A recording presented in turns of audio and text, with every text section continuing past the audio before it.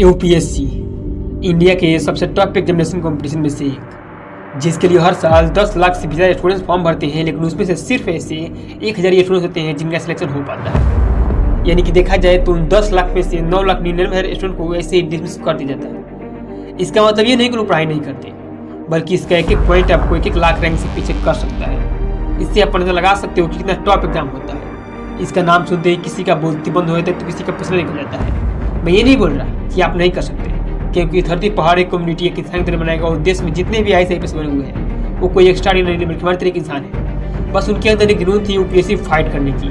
एक कोर्ट से कि यूपीएससी नहीं ऐसा, ये किताबों की दरिया है और डूब कर जाना है। जब हम 11th या 12th क्लास में होते हैं तो हमारे बहुत से ड्रीम्स होती है। किसी को आईएएस बनना होता है तो किसी को IPS, कोई डॉक्टर बनना चाहता है तो कोई इंजीनियर। लेकिन जैसे ही 12th पास करते हैं तो 95% ड्रीम्स ऐसे ही खत्म हो जाता है।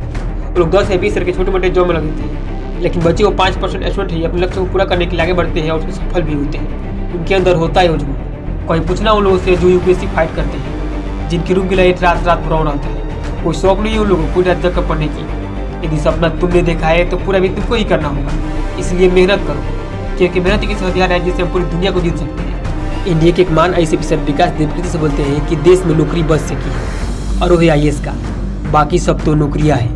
कहने का मतलब ये है कि जिस नौकरी में रुपया पैसा धन दौलत और नाम सब कुछ हो, नौकरी बस वही है। और हम सब जानते हैं कि IAS की नौकरी में सब कुछ है। और जो कहता है ये तुमसे नहीं होगा, तुम्हारे बस में, तुम्हारे लिए इम्पॉसिबल है, तुम ये कर ही नहीं सकते, तो एक बात ध्यान रखना, ये जो इम्पॉसिबल वर्ड है जो बचपन से तुम्हारे अंदर डाला जा रहे हैं, ये तुम्हारे लिए इतने तक खौफनाक है कि तुम तो तुम्हारे वाले साथ पीटी भी कुछ नहीं कर पाएगा। इसलिए इस वर्ड को अपने आप से इतनी दूर कर दो कि तुम्हें कोई भी काम मुश्किल न लगे। सच बोलो तो इस दुनिया में इम्पॉसिबल कोई चीज़ होती ही नहीं, सब हमारी सोच का ही फर्क है। तो कहते हैं ना, यदि मान लिया तो हारा और ठान लिया तो जीत। यदि हम मान लेते हैं कि हमसे ये नहीं होगा, हमारे बस की नहीं है, तो इस दुनिया में कोई भी ऐसी मोटिवेशन नहीं है जो हमसे उस काम करवा सके। और यदि ठान लें हम ये कर सकते हैं, तो इस दुनिया में कोई भी ऐसी ताकत नहीं है कि हमें उस काम करने से रोक सके।